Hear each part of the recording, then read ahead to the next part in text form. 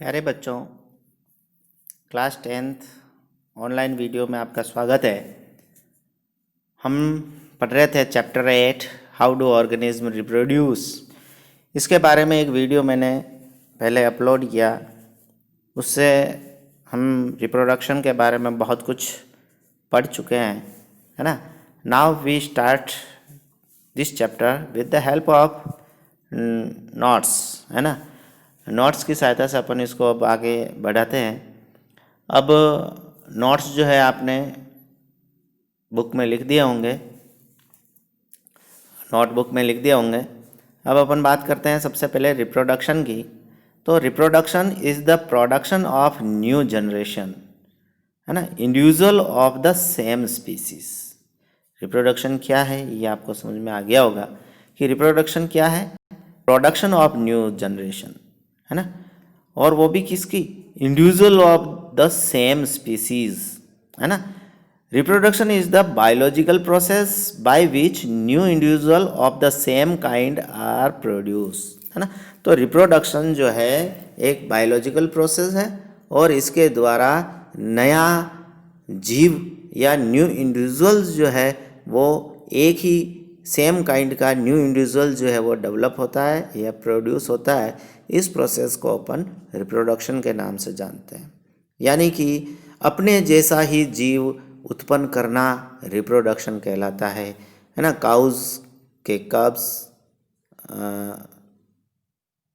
और human being के babies और कैट्स के कीटन और हैंस के चिक्स, है ना। तो ये अपने जैसे ही सेम काइंड के एनिमल्स को प्रोड्यूस करना रिप्रोडक्शन कहलाता है। ओके, इस तरीके से आप और भी समझ सकते हैं, है ना। अब आता है सिग्निफिकेंस ऑफ रिप्रोडक्शन, कि इस रिप्रोडक्शन का महत्व क्या है ना। तो it provide group immortality by replacing the old organism with new one, है ना। तो इसमें क्या होता है कि इस रिप्रोडक्शन से क्या होता है कि ग्रुप इमॉर्टेलिटी जो है वो प्रोवाइड होती है। यानी कि जो जीव है वो लंबे समय तक इस दुनिया में बना रहेगा। वो किसकी हेल्प से? रिप्रोडक्शन की हेल्प से। आप देखेंगे, है ना, ओल्ड वन जो होते हैं वो रिप्लेस होते रहते हैं न्यू वन से, है ना। जो आप इसको अपनी स्पीसीज़ पर ही लेकर के देखें कि किसी समय में आप जिस घर में रह रहे हो उस घर पर आपके दादा रहते थे, परदादा रहते थे, है ना, और परदादा गॉड के पास चले गए। उसके बाद हो सकता है किसी के दादाजी दादी जी, है ना, ये भी चल गए होंगे, है ना। अब आपके पिताजी हैं और आप हैं, और उसके बाद, है ना, आपसे जो न्यू यंग वन या न्यू जनरेशन डेवलप होगी वो होगी। तो इस तरीके से न्यू यंग वन जो है वो रिप्लेस ओल्ड वन को, न्यू यंग वन जो है वो रिप्लेस करते रहते हैं। तो इससे क्या होता है, ग्रुप इमॉर्टेलिटी बनी रहती है ना। तो वो स्पीसीज जो है वो आगे से आगे बढ़ती चली जाती है। अगर सोचिए कि ये रिप्रोडक्शन नहीं होता तो शायद वो स्पीसीज जहाँ हैं वहीं ख़त्म हो जाती, है ना। सेकंड देखेंगे, it produce identical copies of the body design, है ना। इस रिप्रोडक्शन की हेल्प से बॉडी डिज़ाइन की आइडेंटिकल कॉपी बनती है, यानी हू बहू। आइडेंटिकल का अर्थ होता है ऐसी की ऐसी, जैसी है, जैसे माता पिता है वैसे के वैसे संतति या यंग वन या न्यू जनरेशन जो है वो डेवलप होती है ना। गाय के बछड़ों को देखो, गाय जैसे, है ना। लॉयंस और टाइग्रिस जो है, लॉयनेस जो है, इनके बच्चे हैं, उनको देखिए आप, वो उनके जैसे ही होते हैं, है ना। डॉग के जो पपीज़ होते हैं बिल्कुल डॉग जैसे होते हैं। तो ये आइडेंटिकल कॉपी प्रोवाइड करवाता है। तीसरा, it is not essential for survival of an organism but is vital for the survival of a species, है ना। इसकी बात अपन ने पहले भी कर चुके हैं कि ये जो रिप्रोडक्शन है वो किसी पर्टिकुलर ऑर्गेनिज्म के लिए एसेंशियल नहीं है। यानी बिना रिप्रोडक्शन के भी आदमी 100 वर्ष जी सकता है ना। जरूरी नहीं है कोई रिप्रोडक्शन करे नहीं करे, है ना, वो 100 वर्ष जिएगा। लेकिन ये बहुत ही महत्वपूर्ण है, वाइटल एक्टिविटीज़ है। क्यों है? क्योंकि इसके द्वारा स्पीसीज जो है वो बनी रहती है, जातीय विशेषता है इसके लिए, है ना। जाति को बनाए रखना, किसी स्पीसीज को बनाए रखना, इसके लिए रिप्रोडक्शन होना बहुत ज़रूरी है। सोचिए कि अगर आपका जन्म नहीं होता, है ना, तो या आप अभी जो आपके लेवल के जितने भी बच्चे हैं, अगर वो इस दुनिया में नहीं हो या इनका जन्म नहीं हो, तो एक नई पीढ़ी ख़त्म हो जाएगी।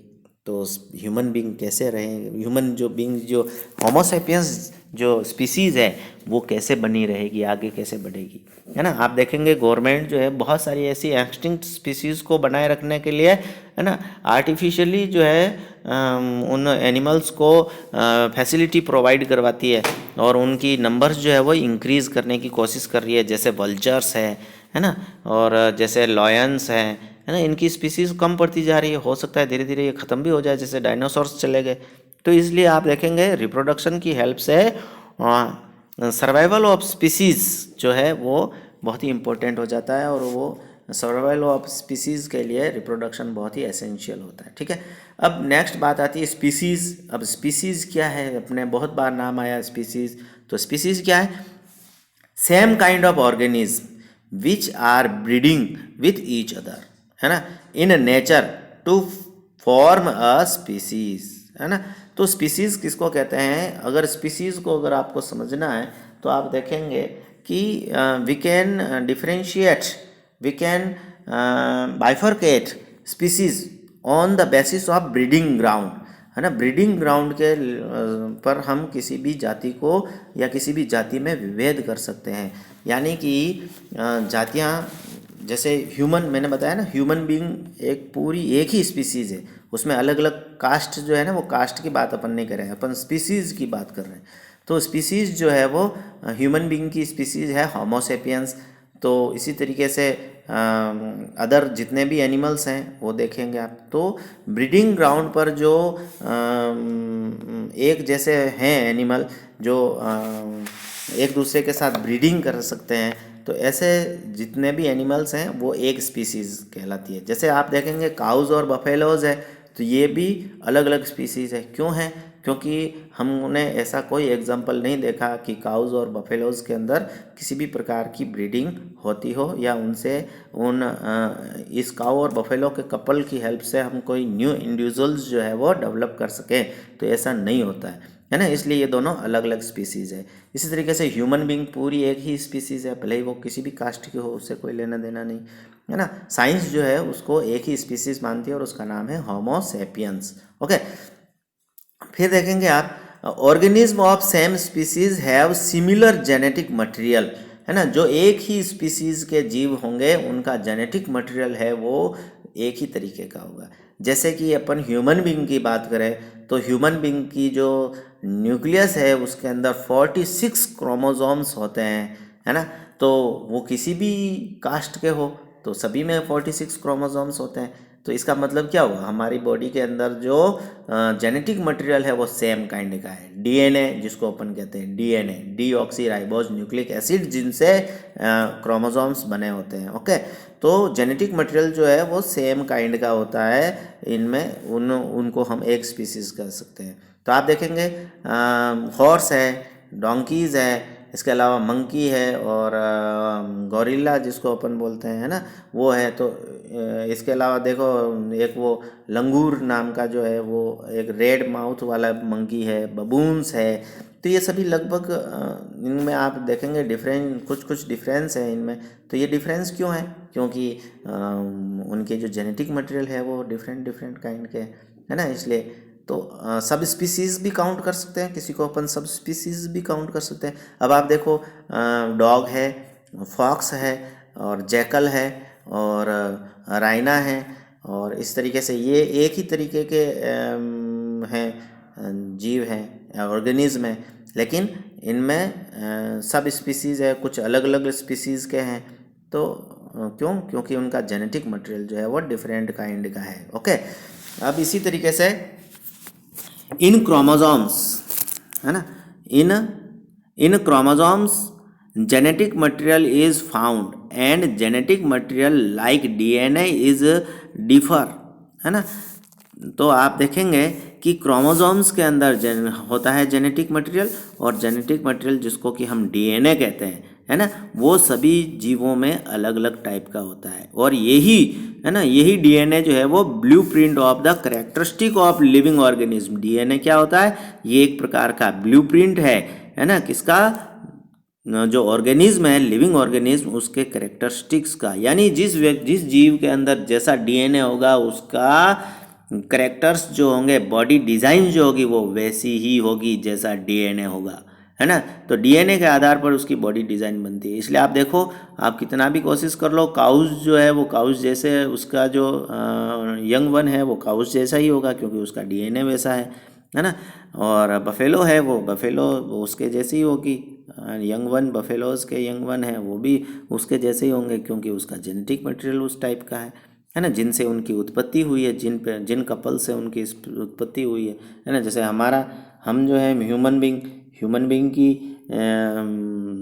ये हम भी अपनी माता पिता या फादर और मदर की आइडेंटिकल कॉपी है क्योंकि हमारा डीएनए मटेरियल जो है वो सेम उस वैसा ही है जैसे हमारे फादर और मदर का है ना। तो इस तरीके से आप समझ सकते हैं। DNA is almost similar in organism of same species, है ना। डीएनए जो होता है वो सेम स्पीसीज के जितने भी ऑर्गेनिज्म हैं उनमें सिमिलर काइंड का होता है। So these organism are look similar, है ना। इसलिए ये सभी ऑर्गेनिज्म जो है कैसे दिखते हैं, एक जैसे नजर आते हैं। DNA is the informational micromolecules of our body. DNA क्या होता है, डीएनए जो है वो सूचना इंफॉर्मेशनल माइक्रोमोलिक्यूल्स है ना, हमारी बॉडी का इंफॉर्मेशनल माइक्रोमोलिक्यूल्स हैं। आप समझ जाना कि डीएनए जैसा होगा वैसा ही प्रोटीन बनेगा, है ना, और जैसा प्रोटीन बनेगा वैसी हमारी बॉडी डिज़ाइन होगी क्योंकि बॉडी डिज़ाइन बनने में प्रोटीन का मेन रोल होता है और प्रोटीन वैसा ही सिंथेसाइज होगा जैसा हमारा डीएनए है। इसलिए डीएनए को ब्लूप्रिंट कहा गया है ना। जैसा डीएनए होगा वैसे हमारी बॉडी डिज़ाइन होगी। आप अपनी क्लास के इतने सारे बच्चे हैं, इन सभी को देखो, है ना, इनमें बहुत सारी वेरिएशंस हैं। हालांकि है अपन सभी एक जैसे हैं, सभी के हाथ पैर नाक मुंह आँख कान नाक, है ना, ये जो भी है सब सेम काइंड के हैं, सेम तरीके के हैं, बट इनमें भी इतनी वेरिएशंस है कि हम पर्सनली किसी भी व्यक्ति को इजीली रिकॉग्नाइज कर सकते हैं कि ये व्यक्ति कौन है, ये बच्चा कौन है, ये बच्चा कौन है। हम उसका नाम पुकारते हैं तो अपने माइंड के अंदर उसका इमेज बन जाती है कि ये, है ना, ये वाले ये हैं, इसका नाम लिया है। ओके, तो इस तरीके से अपन देखते हैं कि डीएनए जो है वो इंफॉर्मेशनल माइक्रोमोलिक्यूल्स है। Okay, it provide information for protein synthesis. जैसा अभी मैंने बताया कि डीएनए क्या करता है, प्रोटीन सिंथेसिस के लिए इंफॉर्मेशन प्रोवाइड करवाता है। To get same kind of organism, है ना, ताकि क्या हो, वैसा का वैसा ऑर्गेनिज्म बन सके। The cell complete the process of copying of DNA, है ना। तो सेल क्या करती है, डीएनए की कॉपी कर लेती है ना। आप सोचोगे कि इतने डीएनए, तो सेल के अंदर बहुत सारे कॉपी होती रहती है, सेल की बहुत सारी कॉपीज़ होती रहती है। एक सेल जो है डिवाइड होकर के 2 सेल बना लेती है, 2 से 4, 4 से आगे बढ़ती जाती है ना। आपको मैंने सेल डिवीज़न 9th क्लास में पढ़ाया है और ऋषिकेश जी सर ने भी पढ़ाया होगा सेल डिवीज़न। तो सेल डिवीज़न के माध्यम से डीएनए सेल की कॉपी होती है और सेल जब एक सेल दूसरी सेल बनाती है तो उसी समय डीएनए की कॉपी होती रहती है। ऐसे चलता रहता है सेल डिवीज़न से, है ना। तो आप देखेंगे the process of DNA copying, है ना, not accurate and result of this the variation are rising during reproduction. तो सबसे पहले मैं एक छोटी सी बात बता देता हूँ कि हमारी बॉडी के अंदर 2 टाइप की सेल्स होती है ना। एक तो होती है सोमेटिक सेल्स और दूसरी होती है जेनेटिक सेल्स। सोमेटिक सेल्स जो होती है वो हमारी बॉडी की डिज़ाइन करती है और जेनेटिक सेल्स जो होती है वो रिप्रोडक्शन में हेल्प करती है ना। तो रिप्रोडक्शन में हेल्प करने वाली सेल कहलाती है जेनेटिक सेल, और ये जेनेटिक सेल्स जो होती है जिनको हम स्पर्म और एग के नाम से पुकारते हैं, स्पर्म एंड एग, है ना, ये हमारी जो बॉडी के अंदर जो गोनाड्स होते हैं उन गोनाड्स के अंदर इनका प्रोडक्शन होता है। ओके, तो जब गोनाड्स के अंदर इन सेल्स का प्रोडक्शन होता है स्पर्म और ओवम का, तो उस समय इनकी जो डुप्लीकेशन होता है उस समय क्या होता है, इनमें वेरिएशंस आ जाते हैं। वेरिएशंस कैसे, जब डीएनए की कॉपी होती है तो वो एक्यूरेट नहीं होती, 100% आइडेंटिकल कॉपी नहीं होती है ना, तो उसमें कुछ वेरिएशन रह जाते हैं। और उस वेरिएशन के कारण हम देखते हैं कि दो भाई हैं या दो बहनें हैं या एक भाई एक बहन है ना, उसमें उनके करेक्टरिस्टिक्स हैं जो कि एक ही पेरेंट से उनका डेवलपमेंट हुआ है, उनका प्रोडक्शन हुआ है, तो फिर भी उनमें कुछ वेरिएशंस आ जाते हैं। तो ऐसा क्यों होता है, वो इसलिए आप इस बात से समझ सकते हैं कि जब डीएनए की कॉपी होती है उसमें कुछ वेरिएशंस आ जाते हैं, इसलिए जो दो भाई बहन के करेक्टर्स है उसमें कुछ चेंजेस आते हैं। और आपने ट्विंस भी नाम सुना होगा, ट्विंस एक जैसे बच्चे जो बिल्कुल हूबहू दिखते हैं, है ना, उसका भी क्या रीज़न है उसको भी अपन आगे देखेंगे, ट्विंस के बारे में भी अपन पढ़ेंगे।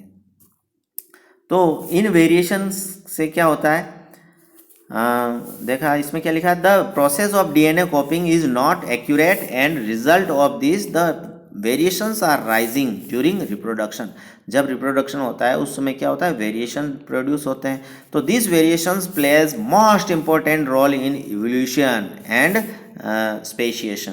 तो इन वेरिएशन की हेल्प से आप देखेंगे कि इवोल्यूशन, जिसको अपन कहते हैं जैव विकास, है ना, जीवों का जो विकास हुआ वो इस वेरिएशंस के कारण ही हुआ है ना, ड्यू टू वेरिएशंस।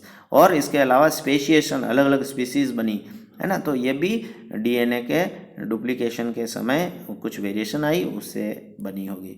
हम सोच सकते हैं कि शायद काउज और बफेलोज हैं, है ना, इनका यूज़ जो है हमारे लिए सेम तरीके से है, वो भी मिल्किंग के लिए उनको रेयर किया जाता है, इनको भी मिल्किंग के लिए रेयर किया जाता है, पाला जाता है ना। तो लेकिन ये अलग अलग दिखते हैं, तो अलग अलग दिखते हैं तो शायद अपन इनको इनके मतलब इनके जो वंश वृक्ष है उसमें अपन पीछे की तरफ पहुँचे, तो हो सकता है कि इनका जो एंसेस्टर है ना, एंसेस्टर बोलते हैं, इनका जो पूर्वज शायद एक ही किसी जीव से इन दो अलग अलग स्पीसीज का डेवलपमेंट हुआ होगा, है ना। जैसे अभी मैंने बताया वुल्फ है, डॉग है, जैकल है ना, ये एकदम सिमिलर लगते हैं लेकिन अलग अलग स्पीसीज है।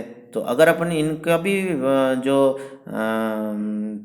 अगर वंश वृक्ष की बात करें तो इसके पीछे की तरफ जाएं, बैक, है ना, रूट की तरफ जाएं अगर अपन इसके, तो शायद इनका डेवलपमेंट भी किसी एक ही एंसेस्टर से हुआ होगा। ओके, तो बट उनमें वेरिएशन आती चली गई, वेरिएशन आती चली गई, और आज जो है ये स्पीसीज इतनी एक दूसरे से डिफरेंट है कि एक दूसरे को ब्रीडिंग के लिए अलाउ नहीं करती, है ना। तो इस तरीके से अपन देखेंगे कि ये वेरिएशंस जो है वो स्पेशिएशन के लिए बहुत ही इम्पोर्टेंट होती है। The variations play most important role in evolution and speciation. There are many drastic changes occurs in new individual and these changes may lead to death of an organism, है ना। जब ये variations आती है तो कभी कभी इतनी खतरनाक या इतनी ड्रास्टिक वेरिएशन डेवलप हो जाती है कि कभी कभी तो उस पर्टिकुलर ऑर्गेनिज्म की डेथ भी हो जाती है, वो है ना, मर भी जाता है ना, क्योंकि वो बियर नहीं कर पाता, उनको सहन नहीं कर पाता। कभी कभी आपने नाम सुना होगा ना, ऐसा कोई जीव डेवलप हुआ या पैदा हुआ या जन्म लिया जिसके शायद एक सिर और हो, है ना, हेड शायद और हो कि, और कभी कभी तो जैसे दो जुड़वा बच्चे जो एक दूसरे से बॉडी से अटैच हैं, जुड़े हुए हैं, तो ये क्या है, ये ड्रास्टिक चेंजेज है, ये भी वेरिएशन है।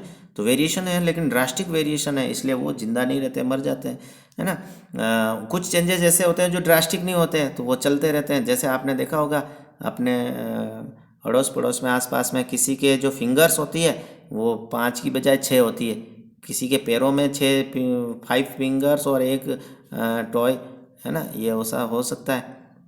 तो ये ड्रास्टिक चेंजेस नहीं है, तो इसलिए वो बच्चा जिंदा रह जाता है, वो जीव जो है वो सरवाइव कर जाता है ना। तो कुछ जो होते हैं वो चेंजेस इतने ड्रास्टिक होते हैं कि even lead to death of an organism, है ना, वो मर भी जाते हैं। तो but minor changes create a same kind of organism with same variations, है ना, सेम वेरिएशंस। तो माइनर चेंजेस आता है तो उससे कोई विशेष फर्क नहीं पड़ता है ना। अब आप देखेंगे यहाँ पर एक चित्र बना हुआ है फिगर इसमें आप देखेंगे एक स्पर्म बता रखा है, एक ओवम बता रखा है ना। स्पर्म क्या है? मेल गैमीट, जो कि आपने 8th क्लास में भी पढ़ रखा है। और फीमेल गैमीट ओवम जिसको अपन कहते हैं, है ना। तो यहाँ पर जो ह्यूमन की जो जेनेटिक सेल्स हैं, जिसमें मेल की जेनेटिक सेल्स को अपन स्पर्म कहते हैं और फीमेल जेनेटिक सेल्स को हम ओवम कहते हैं, जब इनका फ्यूज़न होता है ना, तो उससे जाइगोट का डेवलपमेंट होता है। और जाइगोट एक सिंगल सेल है ना। यहाँ आप देखेंगे जो स्पर्म है उसके अंदर 23 क्रोमोसोम्स हैं और ओवम है उसमें भी 23 क्रोमोसोम्स हैं। जब इन दोनों के न्यूक्लियस का फ्यूज़न हुआ तो उससे जो जाइगोट बना उसके अंदर वापस 46 क्रोमोसोम्स हो गए। तो इस तरीके से आप, अभी मैंने थोड़ी देर पहले बताया ना कि हमारे सेल्स के अंदर 46 क्रोमोसोम्स होते हैं, लेकिन जो जेनेटिक सेल्स होती है उनमें क्रोमोसोम्स के नंबर आधे होते हैं, हाफ, क्योंकि इसमें मियोसिस सेल डिवीज़न होता है। तो मियोसिस सेल डिवीज़न से क्रोमोसोम्स के नंबर हाफ हो जाते हैं, आधे हो जाते हैं। और ये आधा होना भी ज़रूरी है, इम्पोर्टेंट है। क्यों इम्पोर्टेंट है? क्योंकि अगर ये हाफ नहीं होंगे तो जो जाइगोट जो होगा उसमें 46 की बजाय कितने क्रोमोसोम्स हो जाएंगे? 92 क्रोमोसोम्स हो जाएंगे और एक एबनॉर्मलिटी डेवलप हो जाएगी, क्योंकि 46 क्रोमोसोम ही होने चाहिए। मैंने बताया ना, किसी भी इंडिविजुअल का अपने पेरेंट्स जैसा होना है तो इट मीन्स उसका जो जेनेटिक मटेरियल है वो पेरेंट्स जैसा होगा। और हमारे पेरेंट्स में 46 क्रोमोसोम्स हैं तो हमारे अंदर भी 46 क्रोमोसोम होने चाहिए। और अगर ज़्यादा हो गए, यानी कि अगर फादर से भी अगर आपको 46 क्रोमोसोम्स मिले, मदर से भी 46 क्रोमोसोम मिले, तो आपके बॉडी के अंदर 92 क्रोमोसोम हो जाएंगे। और इसका मतलब है कि पता नहीं आपकी आप बॉडी डिज़ाइन कैसी होगी, है ना, क्या पता। तो हो सकता है वो ड्रास्टिक चेंज, अगर एक क्रोमोसोम भी बढ़ जाता है तो वो ड्रास्टिक चेंजेस कहलाता है और उससे डेथ तक हो सकती है ना। वो इंडिविजुअल जिंदा नहीं रहता। इसलिए देखो गॉड ने कैसा किया है कि 23 क्रोमोसोम्स, यानी यहाँ पर मियोसिस सेल डिवीज़न होता है और उस मियोसिस सेल डिवीज़न की हेल्प से क्रोमोसोम्स के नंबर हाफ हो जाते हैं। और जब इन दोनों का फ्यूज़न होता है, मेल गैमीट और फीमेल गैमीट का, और जो जाइगोट बनता है उसके अंदर अगेन 46 क्रोमोसोम्स जो है वो एस्टेब्लिश हो जाते हैं। और इस तरीके से संतति आगे से आगे अपने फादर और मदर जैसी ही रहती है। ठीक है। अब सिग्निफिकेंस ऑफ वेरिएशंस के क्या सिग्निफिकेंस है, क्या महत्व है इसका, इसके बारे में बात करते हैं। तो दीज वेरिएशंस मे बी और may not be beneficial for the individual, है ना। ये जो वेरिएशन डेवलप होती है जब ये गैमीट बनते हैं, जिसको अपन मेल गैमीट फीमेल गैमीट बोला, तो इन मेल और फीमेल गैमीट के बनते समय जब ये वेरिएशन डेवलप होती है तो इन वेरिएशन का ह्यूमन बीइंग के लिए या उस पर्टिकुलर इंडिविजुअल के लिए कोई फ़ायदा नहीं हो या बेनिफिशियल नहीं हो वो वेरिएशन, बट, है ना, help in the survival of the species during adverse condition, है ना। शायद वो वेरिएशन डेवलप हुई जिससे कि किसी एडवर्स कंडीशन के अंदर वो जीव जो है, वो पर्टिकुलर स्पीसीज जो है वो क्या कर जाए, सर्वाइवल कर जाए, है ना। तो इसलिए वेरिएशन होना बहुत ही ज़रूरी है ना। वेरिएशन आती रहेगी तो इससे नया इंडिविजुअल जो है उसका वो अपनी स्पीसीज़ को आगे से आगे तक बनाए रखेगा। ठीक है।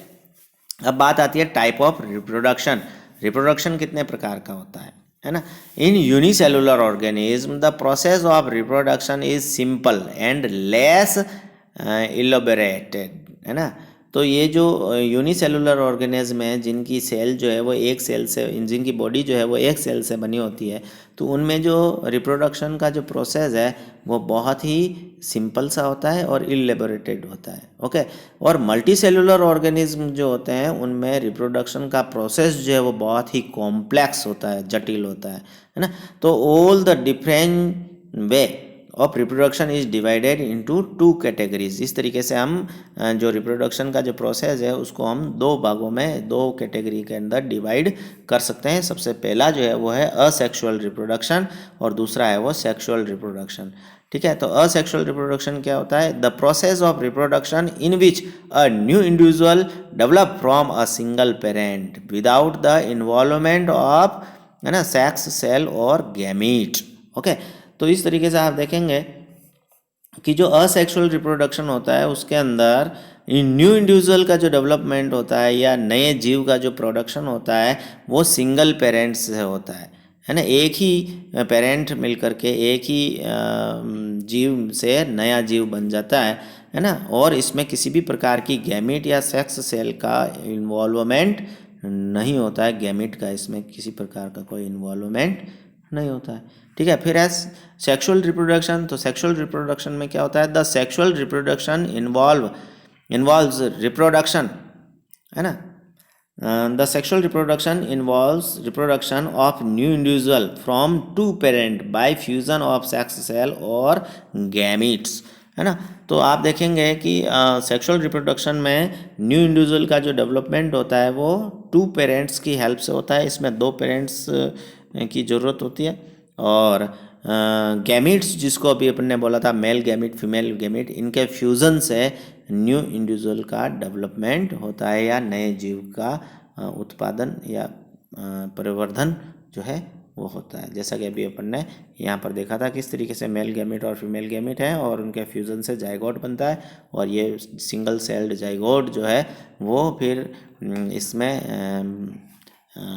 सेल डिवीज़न होता रहता है, और ये एक सेल से लाखों करोड़ों की संख्या में सेल्स बन जाती है और न्यू इंडिविजुअल जो है वो डेवलप होता है। ओके, फिर है नेक्स्ट है असेक्सुअल रिप्रोडक्शन। अब अपन इसको थोड़ा सा ब्रीफ में पढ़ लेते हैं असेक्सुअल रिप्रोडक्शन को। तो asexual reproduction is main method of reproduction in lower organism. तो असेक्सुअल रिप्रोडक्शन कहाँ पर काम आता है, जो लोअर ऑर्गेनिज्म है या जो निम्न कैटेगरी के जो जीव हैं, जैसे आपने 9th में क्लासिफिकेशन पढ़ा था, तो उस क्लासिफिकेशन में आप देखेंगे बहुत सारे जीव जो है वो असेक्सुअल रिप्रोडक्शन की हेल्प से ही डेवलप होते हैं, है ना।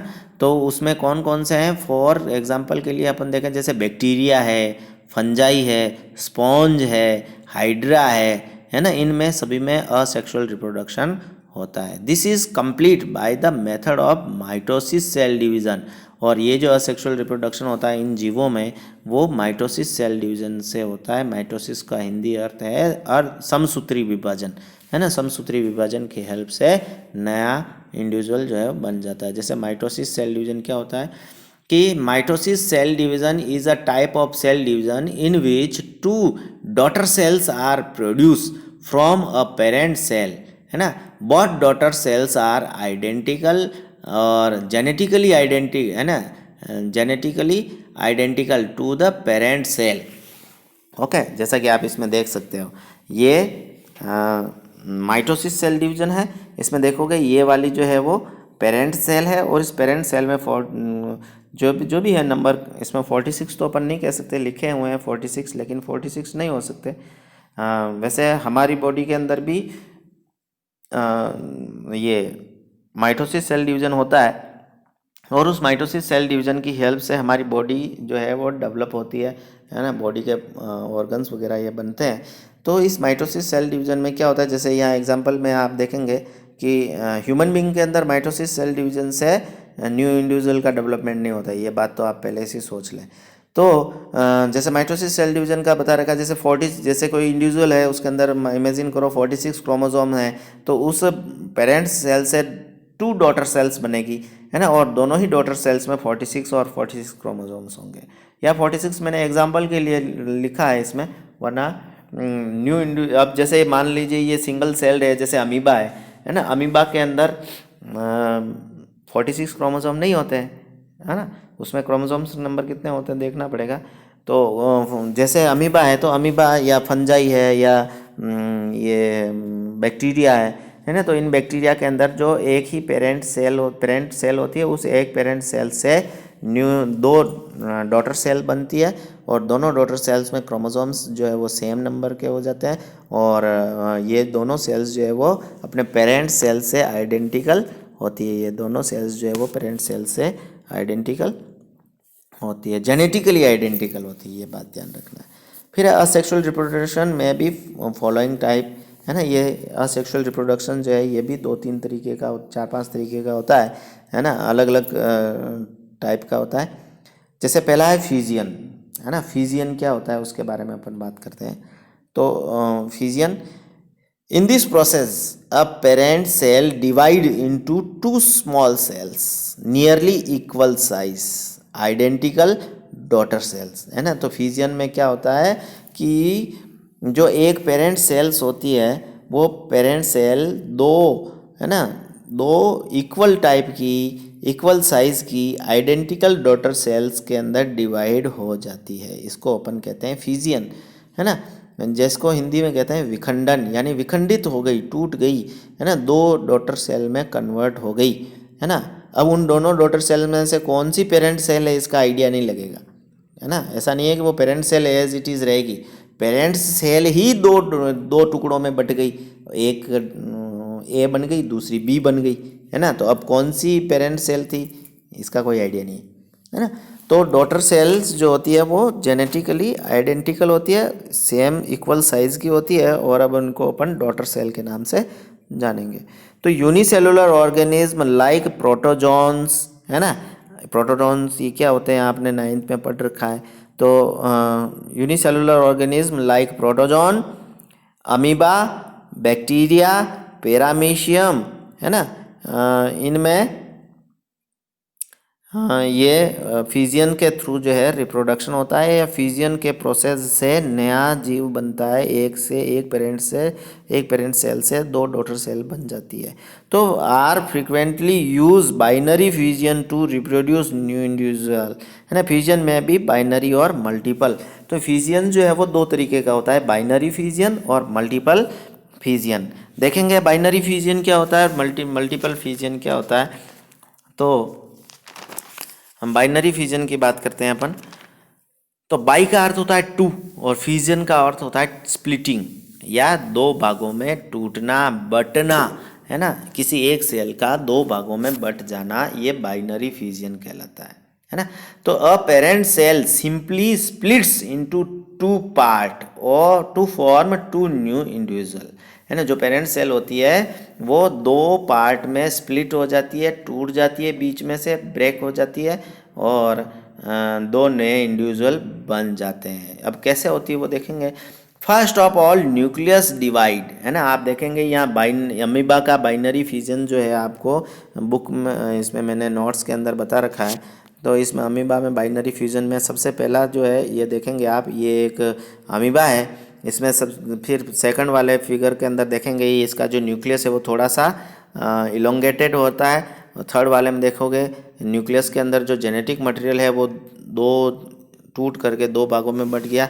यहाँ टूटना नहीं हो रहा है, उसका डुप्लीकेशन हुआ, है ना, डुप्लीकेट हुआ। जैसे इमेजिन करो इसमें 10 क्रोमोसोम्स थे तो 10 नए क्रोमोसोम बने, और 10 नए क्रोमोसोम बने तो 10 एक साइड में चले गए, 10 एक साइड में चले गए।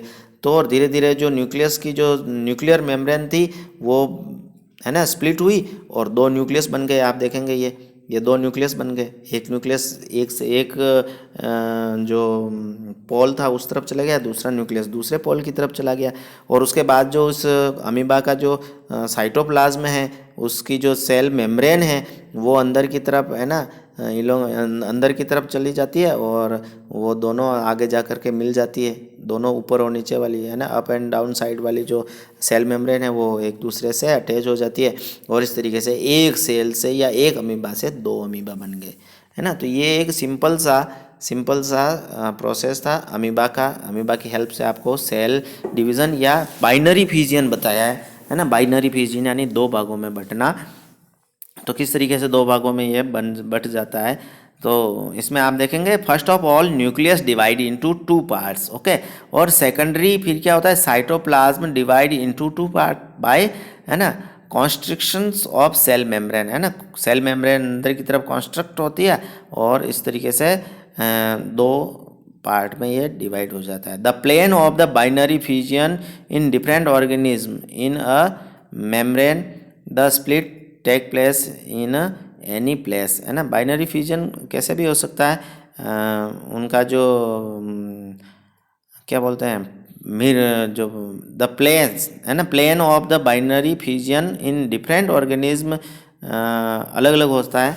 जैसे कि अपन बैक्टीरिया में, इसमें अमीबा में देखा, तो अमीबा के अंदर ये जो स्प्लिटिंग जो थी वो ऊपर नीचे हो, ऊपर से अप एंड डाउन साइड से स्प्लिटिंग हुई, जैसे लेशमानिया है ना, सेकंड जो फिगर दे रखा है लेशमानिया में, तो Leishmania is divide in longitudinal plane, है ना, ये लॉजिट्यूडिनल प्लेन में डिवाइड होता है। आप देखेंगे ऊपर से नीचे की तरफ, है ना, इसके जो फ्लैजिलम है ना, फ्लैजिलम फॉर लोकोमोशन, ये जो इसका लेशमानिया का फिगर मैंने बना रखा है यहाँ पर आप देखेंगे, ये लेशमानिया है, इसमें देखो ये न्यूक्लियस है और ये इसका एक्सोनीम है ना, एक्सोनीम बोलते हैं, और ये फ्लैजिला है ना।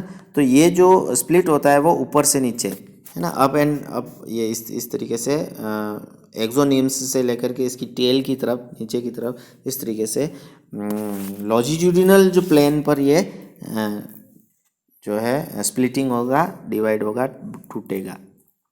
ओके, अब तीसरी बात है पैरामीशियम की बात करते हैं अपन। जैसे पैरामीशियम है, तो in paramecium the plane of division is transverse, है ना, पैरामीशियम में ट्रांसफर डिवीज़न होता है ना, ट्रांसफर सेक्शन की तरह से कट जाती है वो, और दो पैरामीशियम बन जाती है। ओके, अब नेक्स्ट है मल्टीपल फ्यूजन। मल्टीपल फ्यूजन के अंदर क्या होता है, फ्यूजन की बात कर रहे हैं अपन, इसका सेकंड टाइप है फ्यूजन का, मल्टीपल फ्यूजन। तो मल्टीपल फ्यूजन में आप देखेंगे ये एक छोटा सा मैंने प्लाज्मोडियम का चित्र बना रखा है यहाँ पर। इसमें आप देखेंगे ये प्लाज्मोडियम की सेल है और उसके अंदर बहुत सारे छोटे छोटे न्यूक्लियस है। ये देखो ये सब छोटे छोटे न्यूक्लियस है ना। तो एक ही न्यूक्लियस जो है वो बहुत सारे न्यूक्लियस के अंदर कन्वर्ट हो गया, यानी मल्टीपल फ्यूजन हो गया उस न्यूक्लियस का। और फिर एक एक न्यूक्लियस के पास में थोड़ा सा जो सेल या साइटोप्लाज्म है वो अटैच होता गया, और उसके चारों तरफ क्या बन गई, सेल मेम्ब्रेन बन गई, और एक ही प्लाज्मोडियम से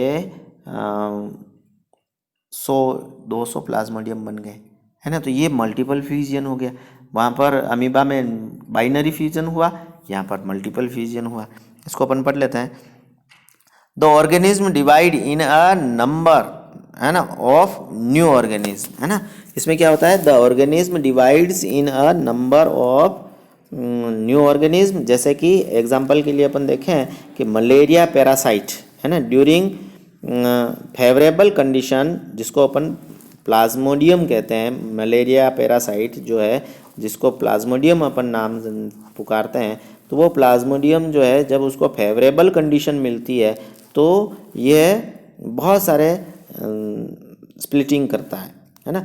the cell provide a protective wall around itself and a nucleus divide many time and form small nuclei. तो इसमें आप देखेंगे जैसे कि ये प्लाज्मोडियम का है, तो इस प्लाज्मोडियम के चारों तरफ एक सेल मेम्ब्रेन है। इस सेल मेम्ब्रेन के अंदर जो न्यूक्लियस है, उस न्यूक्लियस के अंदर स्प्लिटिंग होता जाता है, बार बार स्प्लिटिंग होता है, और बहुत सारे छोटे छोटे न्यूक्लियाई बन जाते हैं। ओके, और some cytoplasm accumulate around each nuclei, और हर न्यूक्लियाइज या ये जो छोटे छोटे न्यूक्लियाइज हैं, उन न्यूक्लियाइज के चारों तरफ ये जो साइटोप्लाज्म है इस प्लाज्मोडियम का, वो उसके साथ एक्यूमुलेट हो जाता है, अटैच हो जाता है, and this is way a large number of organism are produce in parent cell. तो एक ही पेरेंट सेल के अंदर बहुत सारे छोटे छोटे ऑर्गेनिज्म जो है या छोटे छोटे प्लाज्मोडियम जो है वो बन जाते हैं, है ना। तो this is known as multiple fusion, और इसको अपन किस नाम से पुकारते हैं, मल्टीपल फ्यूजन के लिए नाम से। तो ड्यूरिंग फेवरेबल कंडीशन, जब कंडीशन फेवरेबल होती है तो the organism release out from parent cell, और ये जो एक प्लाज्मोडियम के अंदर बहुत सारे ये प्लाज्मोडियम्स हैं छोटे छोटे, तो ये उस पेरेंट सेल से रिलीज़ हो जाते हैं। तो इस तरीके से इनका नंबर जो है वो इंक्रीज़ होता है, एक सिंगल पेरेंट्स से न्यू इंडिविजुअल जो है वो बन रहे हैं। तो it is parasite of malaria, है ना। प्लाज्मोडियम क्या है, मलेरिया का पैरासाइट है। इसलिए आप देखो कि अगर अपन को केवल एक मच्छर काट ले मलेरिया का, है ना, मलेरिया जो कैरियर है वो फीमेल एनाफिलीज मॉस्किटो, अगर वो किसी बीमार व्यक्ति को काटे और उसके बाद अपन को आकर के काट ले, तो ये हमारी बॉडी के अंदर भी इसके एंटर हो जाते हैं, और एक मान लो 1 या 2 प्लाज्मोडियम अंदर गए तो ये मल्टीपल फ्यूजन के द्वारा बहुत सारे प्लाज्मोडियम में कन्वर्ट हो जाएगा, और फिर हम केवल कुछ ही समय में हम बीमार हो जाते हैं, और इसकी, है ना, इससे मलेरिया से तो आप फेमिलियर ही हैं कि कैसे ठंड लग करके बुखार आना करना ये सब होता है। ओके, तो इस तरीके से आज अपना टॉपिक जो है यहीं पर ख़त्म करते हैं। कल अपन बडिंग के बारे में बात करेंगे। इसको आप घर पर थोड़ा सा पढ़ लें और बुक से भी इसको थोड़ा सा कंसल्ट कर लें। Have a nice day. Thank you.